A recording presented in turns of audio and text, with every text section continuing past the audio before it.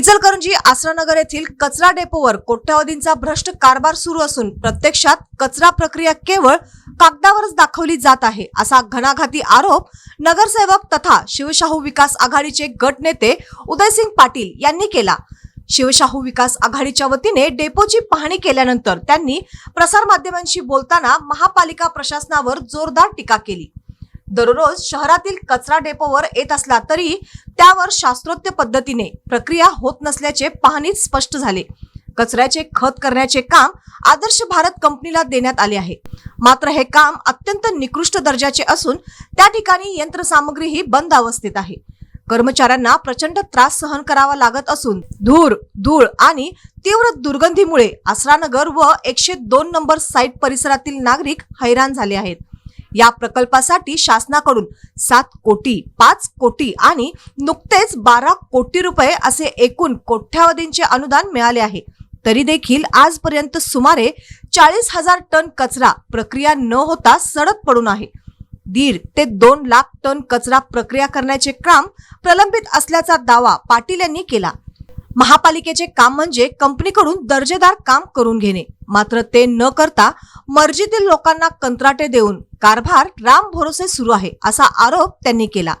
महापौर व उपमहापौर निवडीनंतर बॅकडेटने प्रकल्प सुरू दाखविण्यात आल्याचा गंभीर आरोपही त्यांनी केला।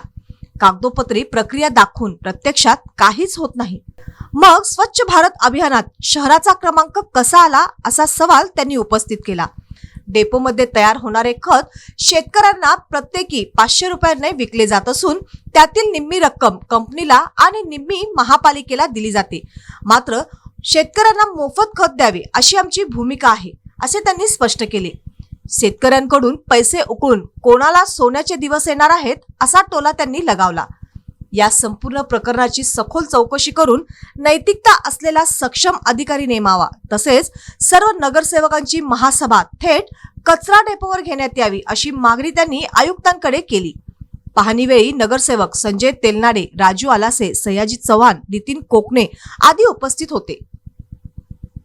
सगळ्यात महत्त्वाचा विषय, या कचरा डेपोसाठी एकदा 7 कोटी रुपये आले, एकदा 5 कोटी रुपये आले आणि आता 12.5 ते 13 कोटी रुपये या ठिकाणी शासनाकडून आपल्याला अनुदान मिळालेलं आहे। पहिला आदर्श भारतला काम मिळालं, ते 5 कोटीचं 7 कोटीचं दोन्ही कामं मिळाली। त्यानंतर आता 12.5 कोटीचं काम, आदर्श भारतचं काम इथं पेंडिंग आहे अजून। आता माहिती आपण घेतली, 40,000 टन अजून त्यांनी कचऱ्यावर प्रक्रिया करायला पाहिजे, त्यापासून खत तयार करायला पाहिजे। आता बघितलं तरी मशिनरी पूर्ण बंद आहे इथं आणि त्या कंपनीचं अजून मुदत आहे, त्यांचं अजून काम पूर्ण करून प्रशासनाची जबाबदारी करून घ्यायला पाहिजे होतं। ते करून न घेता नवीन कुणाच्या मर्जीतला, कुणाचा खास माणूस, कुणाच्या वशिल्यानं आज नवीन मक्तेदार या इचलकरंजी शहरात आला आहे, हे आज काही कळायला मार्ग नाही।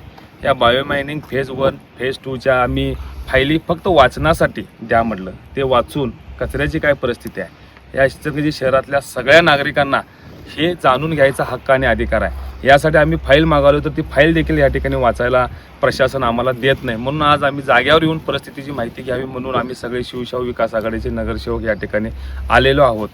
अजून दुसऱ्या टप्प्याची वर्क ऑर्डर परवा महापौर उपमहापौर अस्तित्वात आल्यानंतर 6 तारखेला बॅकडेटेड काय तर वर्क ऑर्डर दिली असं आम्हाला या ठिकाणी समजतंय आणि हे अतिशय चुकीच्या पद्धतीनं कारभार या ठिकाणी चालू आहे।